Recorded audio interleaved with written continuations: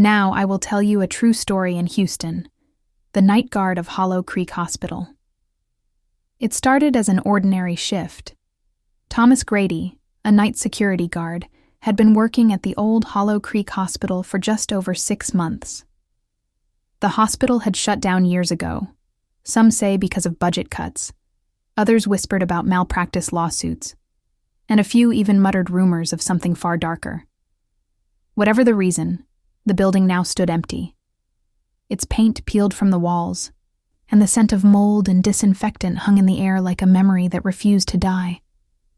The local government had hired Thomas and a few others to keep vandals and urban explorers away. Nothing more. No patients. No doctors. Just silence, dust, and the occasional rodent skittering down the corridor. But lately, things had changed. It was near midnight when he first noticed her. Thomas was doing his routine patrol, flashlight in hand, boots echoing softly against the cracked tiles of the 3rd floor. He passed by the nurses' station, glanced at the ancient computer monitors and old wheelchairs, and turned the corner toward the south wing when he saw her. A nurse in a crisp white uniform, pushing a cart. At first, he was just startled, then confused. No one else was supposed to be in the building. "Hey," he called. She didn't turn around. Her footsteps were silent. The wheels of the cart made no sound. Thomas quickened his pace. "Miss, you're not allowed to be here. This is private property." Still nothing. She rounded the corner and vanished. When he turned that same corner just seconds later, the hallway was empty. No nurse, no cart, nothing. He radioed in, trying to sound casual, but his voice shook slightly. The other guard, Mike, who was watching the cameras from the front security office, said he didn't see anyone pass through. "Probably your imagination," Mike chuckled. "This place can mess with your head." But it wasn't just in his head. Over the next few nights, Thomas started seeing more anomalies. A man in a hospital gown standing at the far end of the hall. A child's laugh echoing through the walls when no one else was there. Lights flickering in rooms that hadn't had power in years. Doors opening and closing on their own. The worst was the elevator. It hadn't worked in over a decade, Thomas had checked. But one night around 3 a.m., he heard it ding. The doors opened on their own, and inside stood the same nurse in white, staring at him. Her eyes were hollow. Not metaphorically. They were literally empty sockets. He stumbled back, heart racing, but when he looked again, the elevator was empty. Just a dark, rusted box full of silence. That night, he didn't finish his shift. He left early, said he had a migraine, and promised to come back the next night. He wasn't sure if he believed in ghosts, but he knew what he saw. The next evening, determined not to let fear win, Thomas brought a handheld camera. If he was going crazy, he wanted proof. And if he wasn't, he needed answers. He returned to the 3rd floor. The hallway was quiet, the air heavy and cold despite the summer heat outside.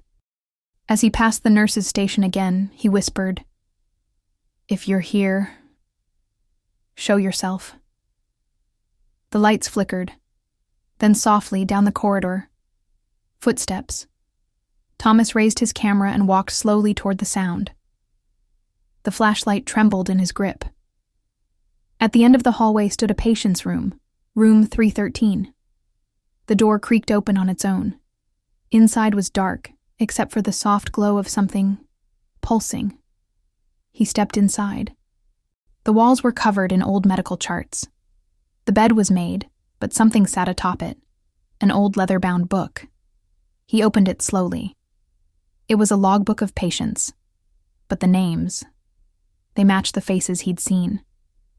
Patient 117, Clara Weiss, nurse, fatal fall down elevator shaft, 1967.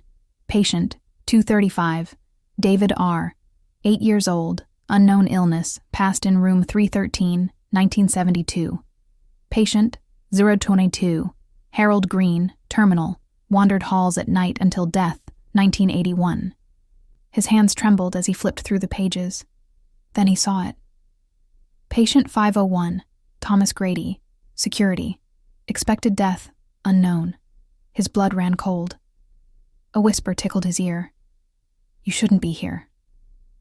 He spun around. The nurse in white stood inches away from him.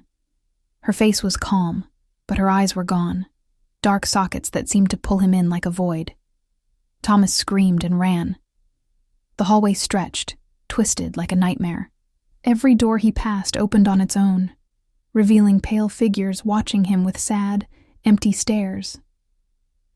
He didn't stop until he reached the front entrance. Bursting through the door, gasping for breath, he looked back. But the hospital was dark and silent again. No figures, no light, just a building lost to time. The next day, he quit. No notice, just walked away. But some say Hollow Creek Hospital still remembers him. Sometimes, late at night, when the wind is right, people walking by claim they see a man in a security uniform staring out from the third-floor window. Silent. Still. Watching.